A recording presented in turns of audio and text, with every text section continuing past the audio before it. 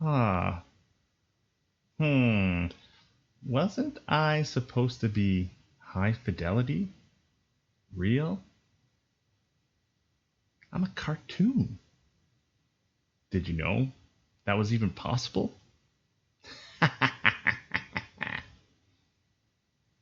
Stick around, we'll show you how. What's up, everybody? Finally had a chance to dig into Metahumans Custom Creator and started having a little bit of fun with it. There's a lot of content out there. I thought I'd make something a little bit different, like I like to do. So, if you want to use the Metahumans Custom Character Creator, I will put a tutorial together that's a little bit more plain Jane on how to set everything up for the first time, so watch for that. But in this case, I'm just going to make the assumption that you've already started playing with Character Creator, you've got the early access, and you're just interested in how to maybe make this as a cartoon rather than a high fidelity and realistic character. So what do we need to do? Well, I did find this post-processing volume that applies a little bit of a cartoon effect to your game. So this alone is a pretty cool find. This guy made it for free. You can see I threw him a like because we're going and using his software. I'll throw a link to this software down in the comments below, but take a navigate over to his channel and maybe throw a like up on his page if you are going to use this post-process volume. I'm sure they'll appreciate that. If you have navigated to the Cel Shader code, just go over to this code location and download the zip file. I can't recall if you have to set up an account on GitHub or not.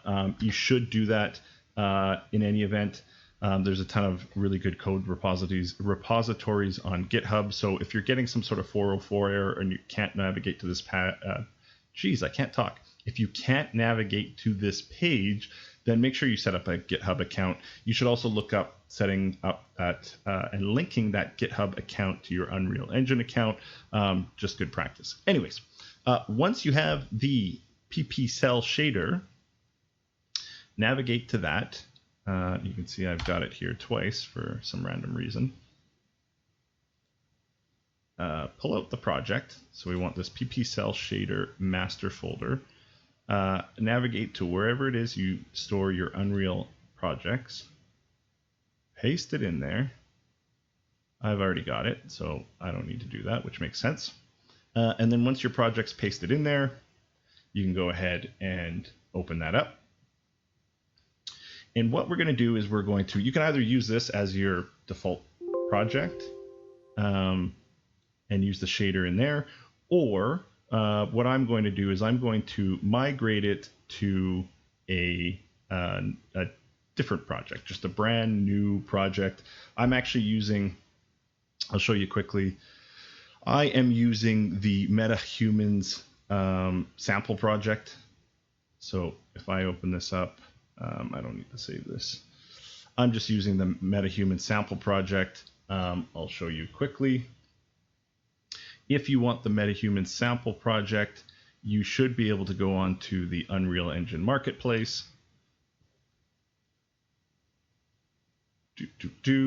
Look for Metahumans,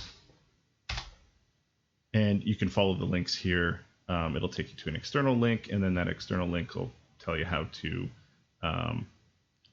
download the actual sample project. Anyways, that's the one I'm using. If you want to use that, then go for it. It gives you access to these two other Metahumans, the female and the male that were released in February. So there you go. Okay, so with that project open, I'm going to create a new level, and we're just going to get the default scene.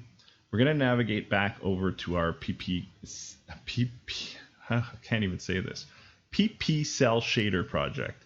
And what I'm going to look for is in the Content Explorer here, I'm just going to go to PP Cel Shader, and I'm actually going to migrate this entire folder. So we just go up to migrate. Okay. And I'm going to pick the project that I want. So for me, it is in my Metahumans tutorial. Here we go, this guy. Go in here, go into the content folder, and then I'm going to select the content folder. Cool, so that's migrated. I should just be able to close this down. Cool. Now we should have an advanced, nope, it should be PP Cel Shader folder. Yeah, so we have a PP Cel Shader folder inside our project now. That's what we want. Perfect. In order to apply the PP Cel Shader, what we have to do is we have to add a post-process volume. So if you go to your place actors, you can just search for post-process volume, and you can just drag that into the scene. The way a post-process volume works is it basically is adding an effect. So that could be a color change, a tint, anything like that from a video perspective, adding an effect after the fact. So once you've compiled all your scene, you can put this on top and you can add an effect. Out of the box, it only affects the area that's within its bounds of the cube. So the first thing that we're going to do is we're going to make this affect the whole level. So we're going to go over to details on our post-process volume. We're going to search for infinite extent. So I'm just going to put in extent, and so infinite extent unbounds. And so all that's doing is it's saying, rather than only affecting the area within the cube, affect the whole world. So we've done that. Now our post-process volume is affecting the whole world. The next thing we want to do is we want to add that shader. So I'm just going to clear the search bar here, and we're going to add that shader to the post-process volume. Lots of things you can do in post-process volume. But what we want is the rendering features, post-process materials. There's an array here, and what we're going to do is we're going to add an element to the array. It's going to bring down this little drop-down box. We're going to put in a asset reference, and the asset that we're going to reference just by clicking on this little drop-down arrow is the new PP Cel Shader that we just got here. It's actually PPI Cel Shader. Okay, so PPI, Cel Shader, material instance, boom, done. Okay, now that's applied to our project. And what you can do is you can reduce in this little window here, you can hover your cursor over it, and this basically works from 0% to 100%. And it basically turns off the shader or puts it on at 1, it's fully on. So what we can do just to demonstrate that it's working is if there's a mannequin content, there is a mannequin. Here, let's just drag this in. So you can see it's going to compile some shaders first, but once that's done, and you can already sort of see it, it's cartoony. So if I'm going to go back and demonstrate how this is working on the post-process volume, where is our array that we just added here? Here's the array that we just added, the shader. Now if I turn this down and up, it just applies or takes off the shader. Depending on how the shader is created, you can get various degrees of applying that shader in your effects. In this case, it feels for the most part that it's pretty much on or off. Anyways, okay, so that's the kind of cartoony effect that we want to apply to our scene, which is cool. Okay, I've already created a character in the custom character creator, and I'll just reiterate that this video, I'm not going to show how all of that works. I've already created this character. I will, sometime this weekend put a step-by-step tutorial together on beginning to end of how to create a character, what are all the features that you can do there, and then importing it into a project. And we'll probably go all the way to the step of migrating it to your third-person character. But for now, all that we're going to do is we're going to migrate this asset that I've already created and downloaded and put it into this project. So this project is called Metahumans Tutorial. In the export settings, we're going to make sure our default project matches our target project. So in this case, it's going to be Metahumans_tutorial. And then with that done, you just hit this little export button. You make sure, I find I have the best results when the project's open. I don't know if that's needed.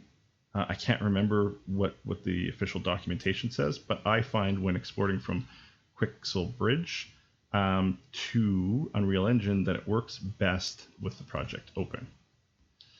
In my case, I've already done the export, so I'm just going to hit no.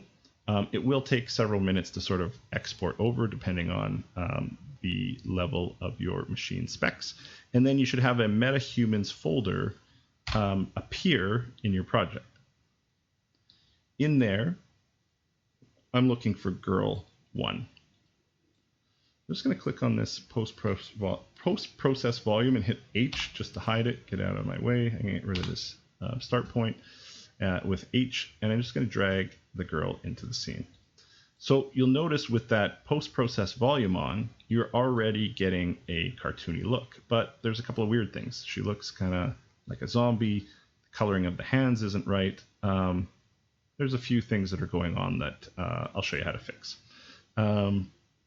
Okay, so let's get right to that. So clearing our search criteria, I'm going to go into the girl's BP, and we're going to start mucking around a little bit and changing the materials. So if you're following what I shared with you so far, the post-process volume goes on top of whatever you've got in your level and adds sort of a shading style on top of it. So what's happening here is that the material that's being used for the girl isn't really cooperating well for the shader. You can tell that in some cases it's working great, but in other cases it's not.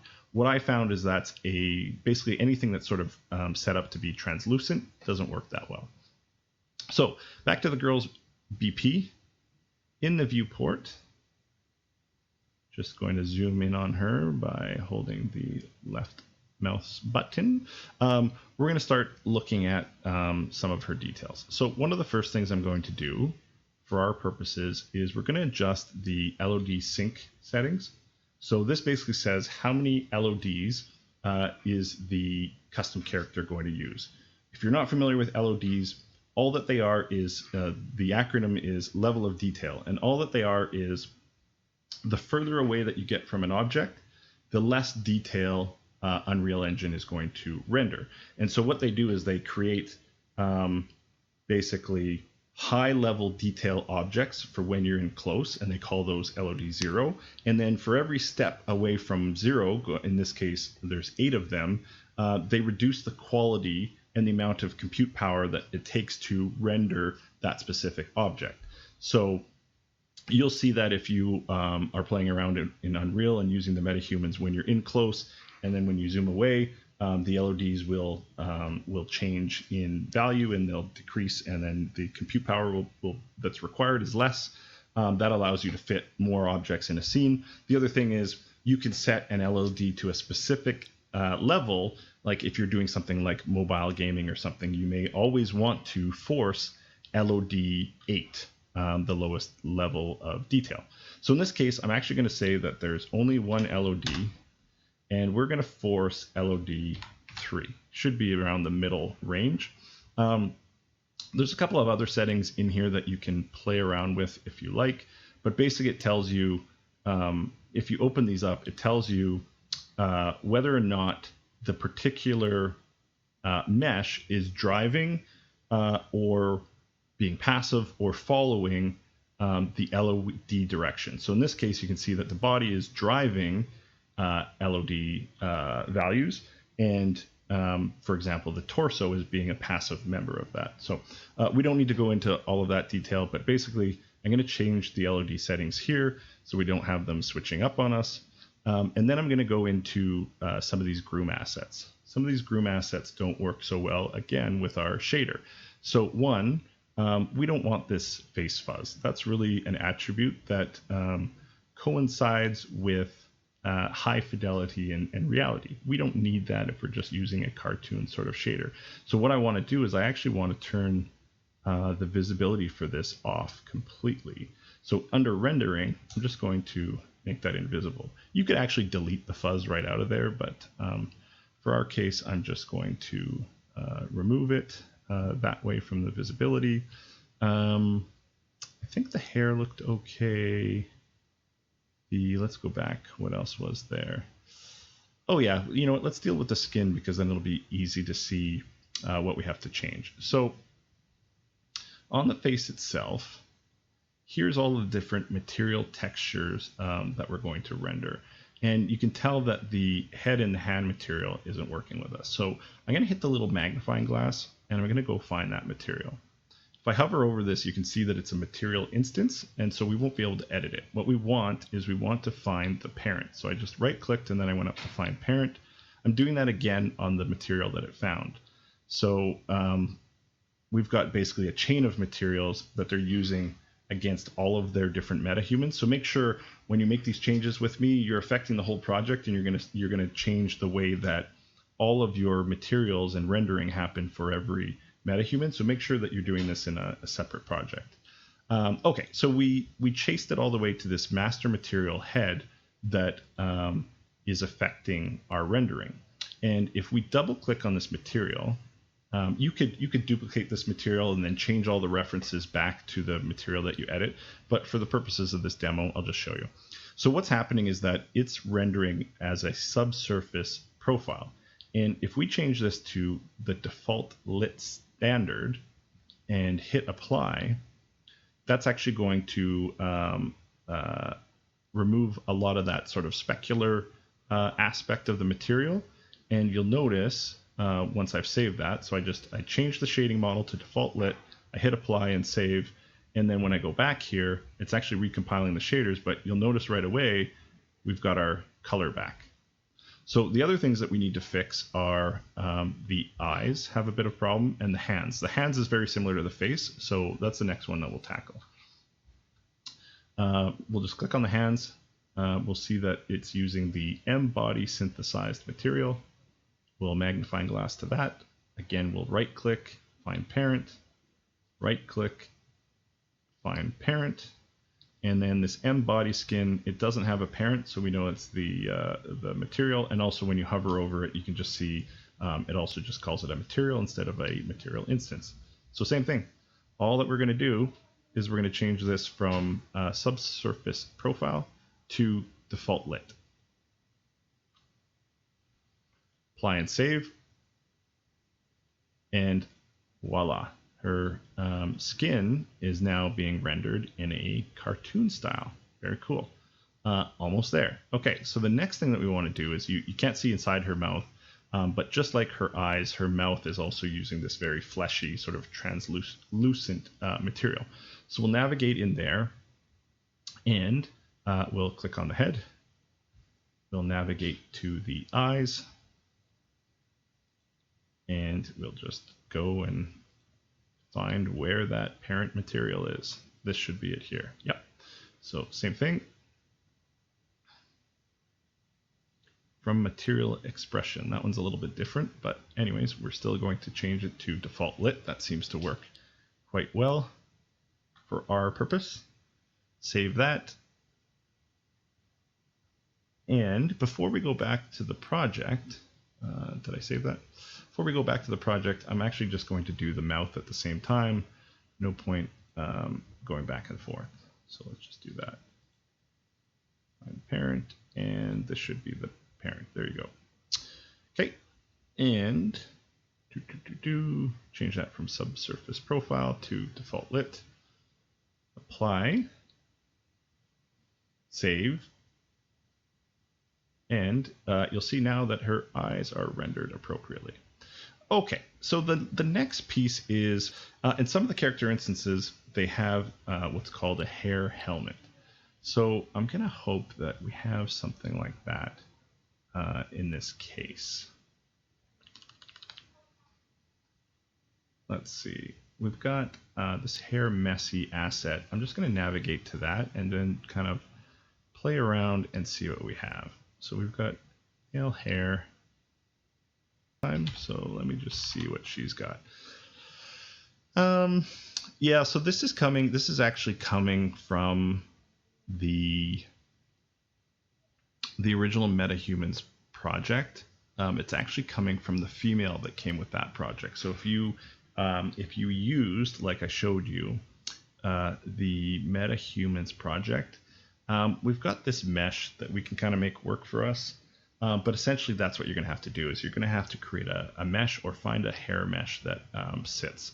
So for this particular character, there isn't a hair helmet, but what we're going to do just for the purposes of this demo is we're going to duplicate this, and we're going to call this cartoon hair.